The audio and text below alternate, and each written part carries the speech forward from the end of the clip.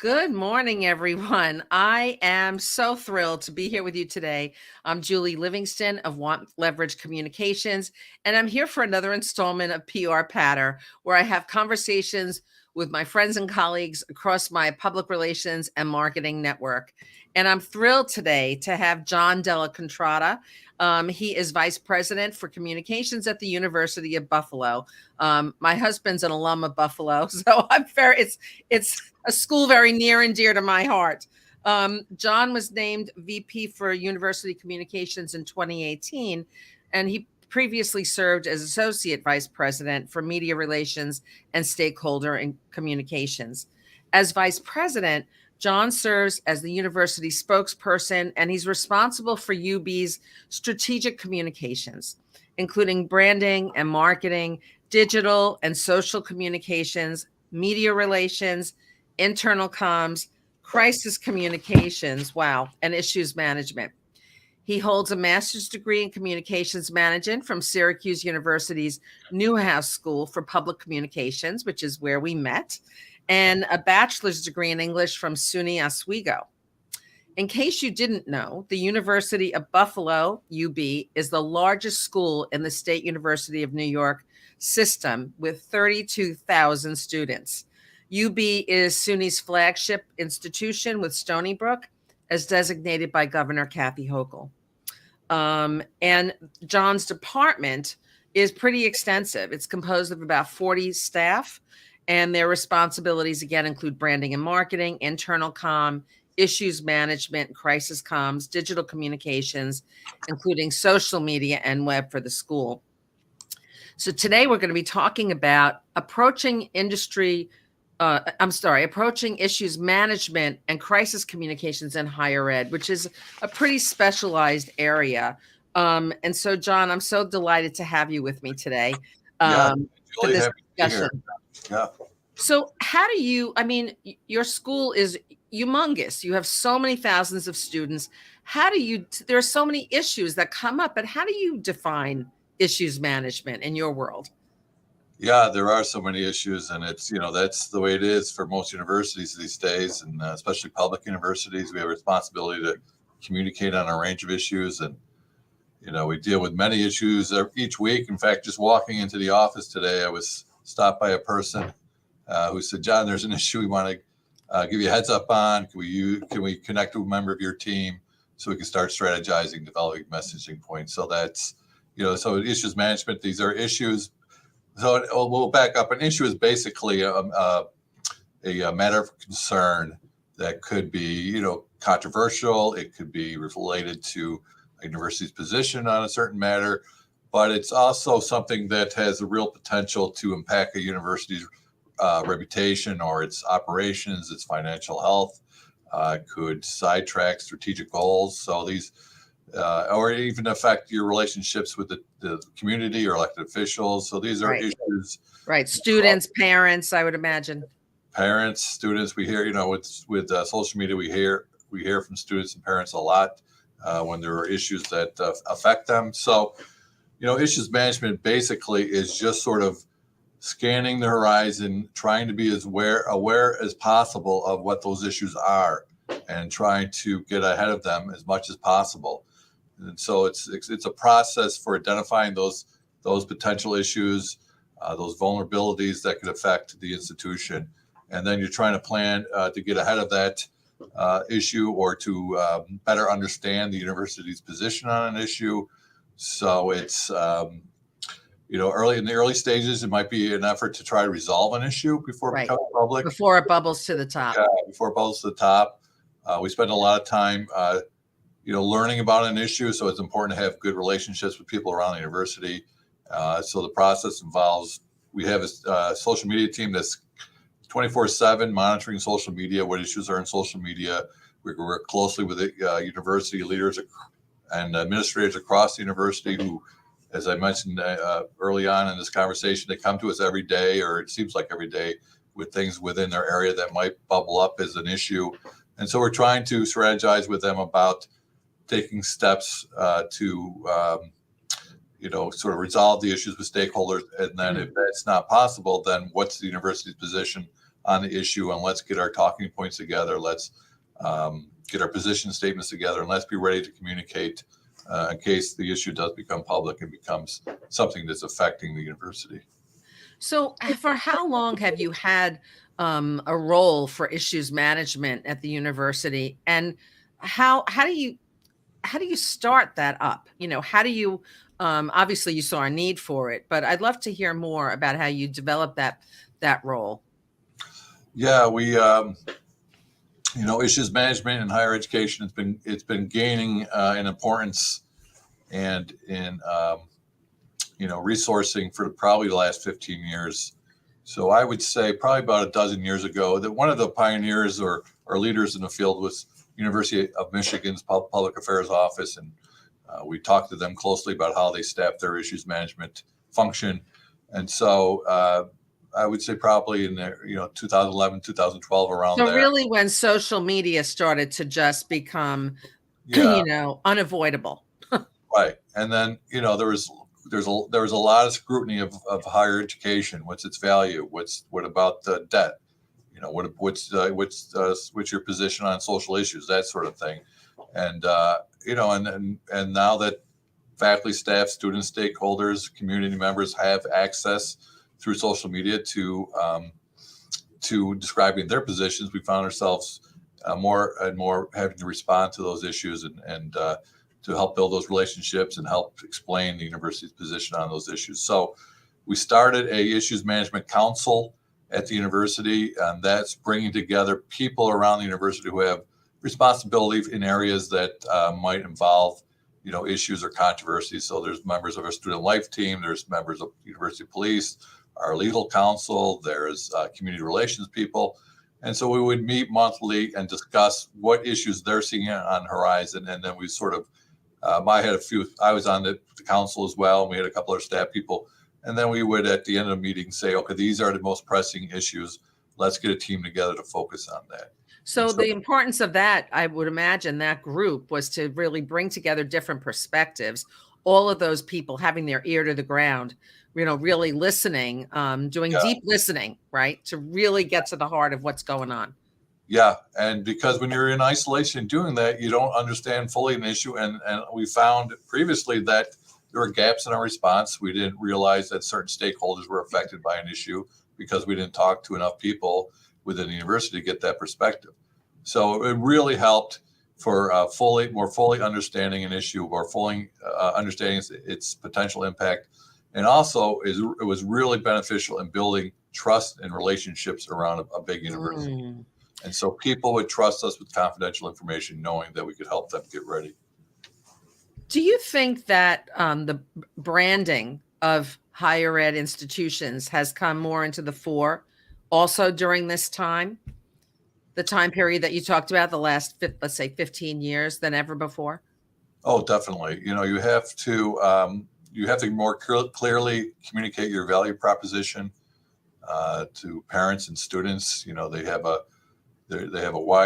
access to a wide array of information to compare and contrast universities and colleges. So you have to tell them in more, I think, emotional terms, in more definitive terms about what the experience will be like at the university, and build your brand from there. And as you mentioned before, there's so much more social media out there. There's so much more information about statistics about a university, graduation rates, crime on campus, that sort of thing. So you have to really pay attention to that as well. And as part of your brand, you have to show that you're empathetic to those issues, and that when a parent trusts their child to come to the university, you have resources in place to make sure they thrive. One of the things I must say that I've just been so impressed by the marketing, by UB's marketing. As I mentioned, my husband Peter is an alum, and when we get the print magazine, it's funny, it's print, but so I don't read it online. I literally read every page. I find that, it's all about innovation, and I really, I just find it riveting. I really do. I don't even read my own. I don't even read my own undergraduate. We do a lot of work with that. Obviously, we did launch a brand initiative for the university in 2016, really our first comprehensive brand initiative. We found that there was some confusion about the university's place in higher education. People didn't realize they were one of America's leading public research universities. So our brand is really built up upon some of that innovation that takes place at the university and how it improves lives, how it provides opportunities for students to pursue some really interesting academic projects and programs, et cetera. And then telling those stories about the innovation and its impact on the world. The stories are great. And I mean, it really makes you feel so excited about, like, if I were looking at a university to go to for my child, or if they were looking, I mean, it's like, wow, I want to be a part of that. Like that is like, a hub of, thought leadership and future thinking. It's great. Yeah, that's great to hear, Julie. It's about the people too. We just have some great people here, and they collaborate across disciplines. They have passion for what they do, and so we try to bring out those stories too about what motivates them at our university. Well, you do it really, really well, I must say. So, John, you've mentioned before that you deal with so many different kinds of issues, broad spectrum. What are some of the most challenging ones that you've dealt with, recently on campus?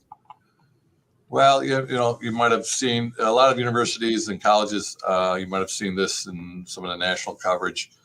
There are, controversial speakers that come to a campus, often with political agendas, and their goal is to, talk about their agendas, but also to sort of stir the pot and create controversy.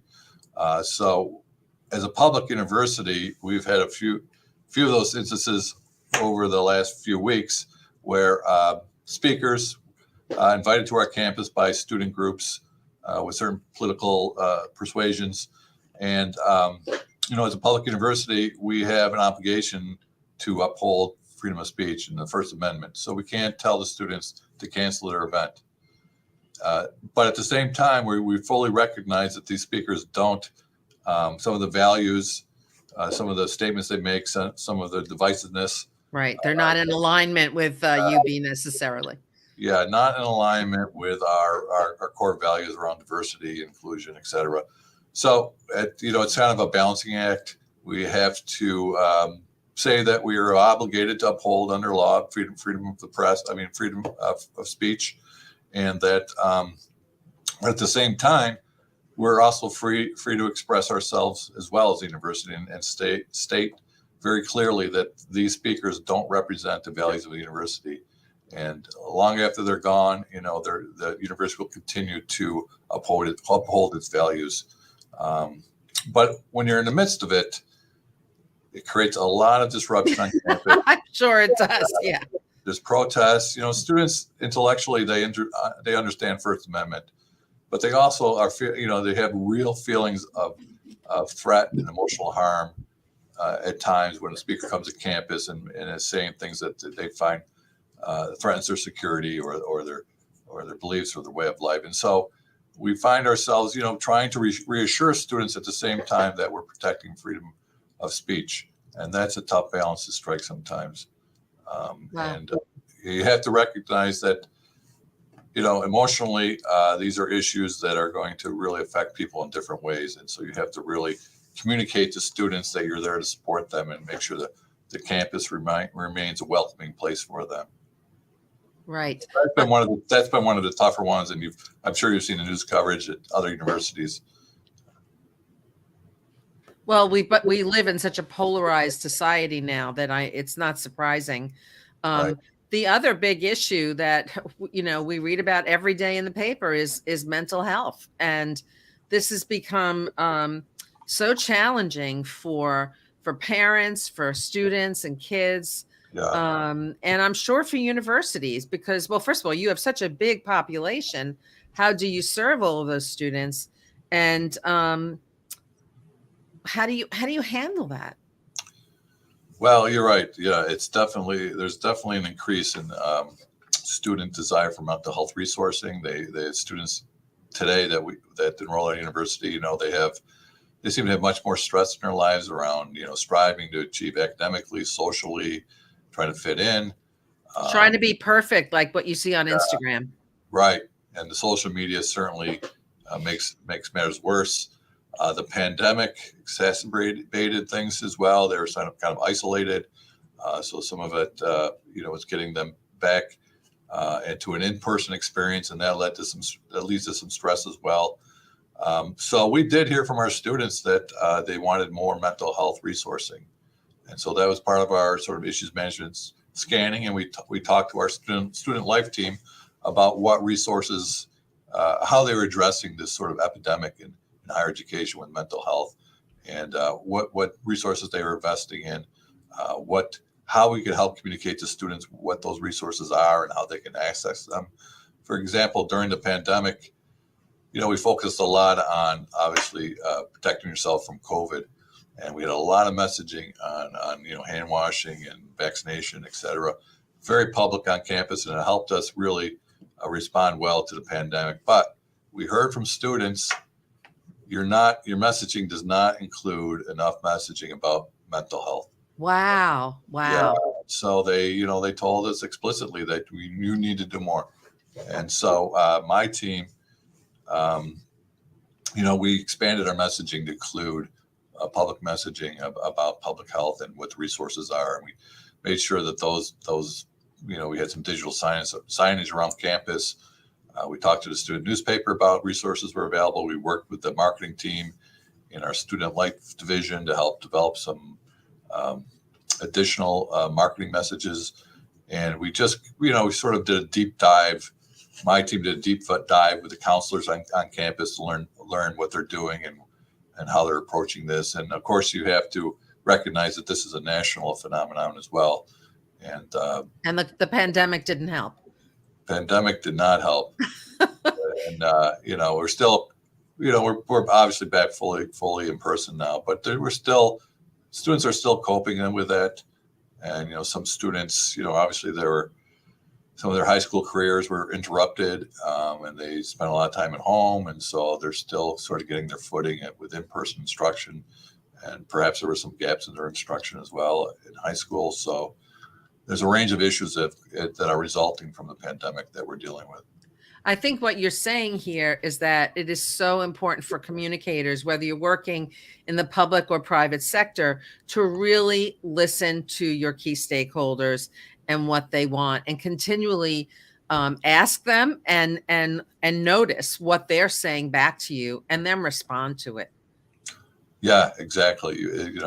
It's the two-way communication thing. We have to really listen to what they're saying, and you have to surface that those messages. What you're hearing, you have to surface that with leadership, so they're informed as well, and then you can sort of help guide them on what messaging leadership may want to convey. Yeah. And, we have a great relationship with the chief of staff of the office of the president and the provost, and so we're constantly talking about what we're seeing and what we're hearing from our stakeholders, and they're sharing that information too. So you're constantly fine-tuning it and refining it. Constantly doing that. We're always vetting information. We don't want to have information that was incorrect. As a public university, we understand that our information is available to the public. If you want information about the university, you can file a Freedom of Information request, and so that kind of keeps you on your toes as well. You realize you need a lot more transparency than perhaps a private institution would. Right. So, John, tell me how do issues and crisis management, how do they kind of intersect? Sort of like a Venn diagram, if you were to think about it that way. Yeah, I mean, the issue is an issue. Obviously, crisis is something that consumes a lot of your time and resources. It's something that becomes very public and has a major impact on the life of the university. So, an issue, if you're not managing an issue well, or you're not aware of issues that are percolating on campus or in the community, it can become a crisis quite quickly. So, it's kind of issues management, as you say, is kind of an early warning system. So my team, we do oversee the crisis communications function at the university and the issues management function. So we're able to sort of give advance warning about some issues that might turn into crises, and we can quickly pivot to crisis mode if we need to. But our goal is really to keep things from escalating and making sure that a crisis is not interfering with operations.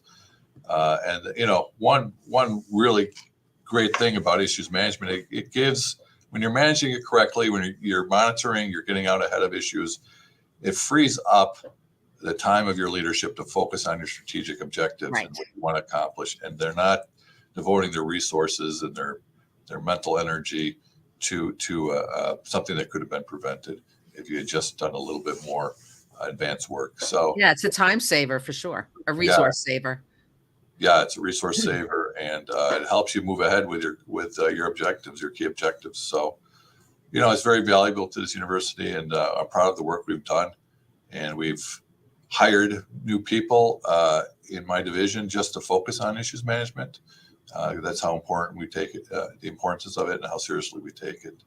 So, go ahead.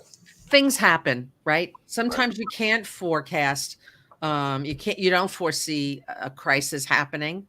For example, in the way of last year, the shooting in Buffalo at the supermarket, which was so tragic and awful. Terrible. So how does your team staff up for crisis communications?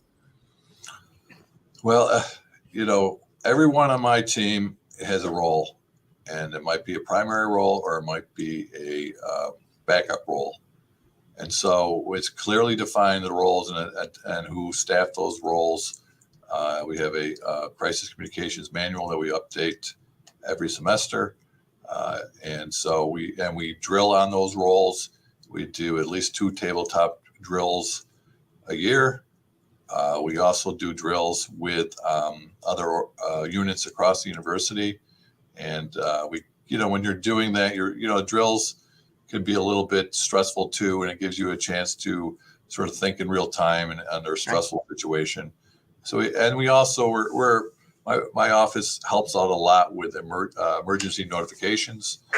We have a system for sending out emergency notifications if there is an incident on campus that threatens people's health and safety. We have a whole procedure for that, working with the university police or our incident management team. And so we drill on that every week. Somebody will take a turns practicing sending out those messages to a select group of people.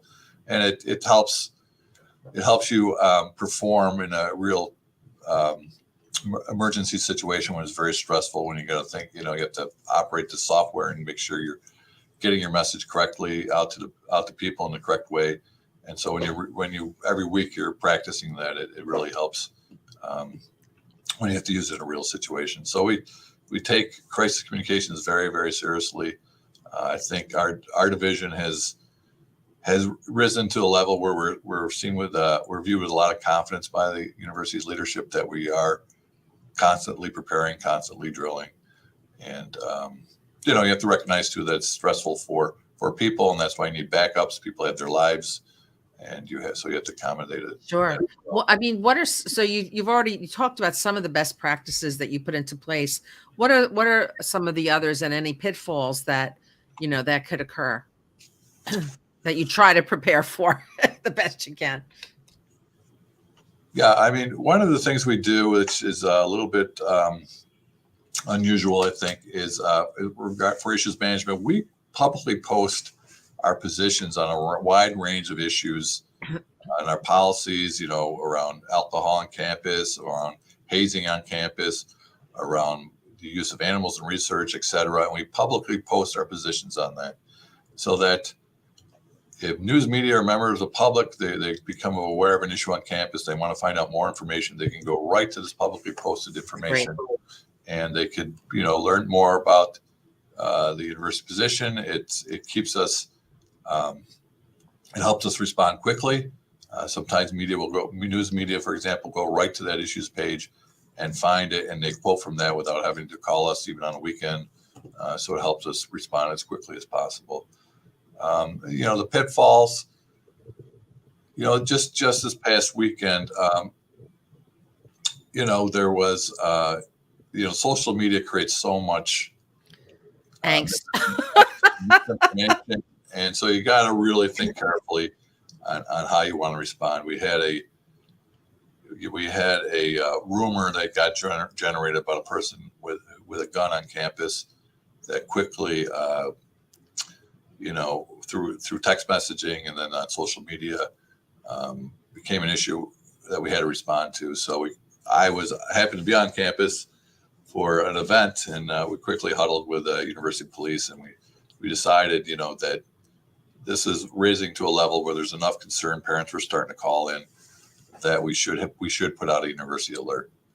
And so we did put out an alert, and once the alert, just saying it was a false rumor, this call stop coming in right away, etc. So there's those judgment calls. Right. So that's, we don't want to overuse our emergency notification system because people stop paying attention to it if you're using it too much. And so we're kind of careful about how we use it. And then, as you know, as somebody who's experienced with crisis communications, you want to make sure you're not speculating. You want to make sure you have the information as accurately as possible before you start communicating about it. You want to make sure that you're speaking with one voice. We work very closely with all of our schools have communicators. One of the mistakes we made early on in our issues management process, we weren't keeping them abreast of the university's positions or our talking points, et cetera.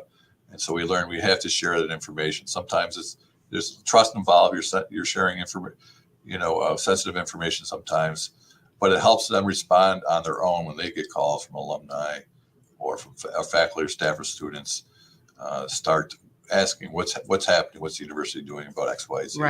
Right. So, wow.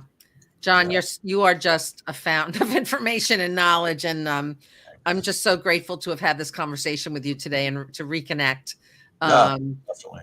Thank you so much. And I will see you next Wednesday for another installment of PR Patter. Thanks, Julie. Thanks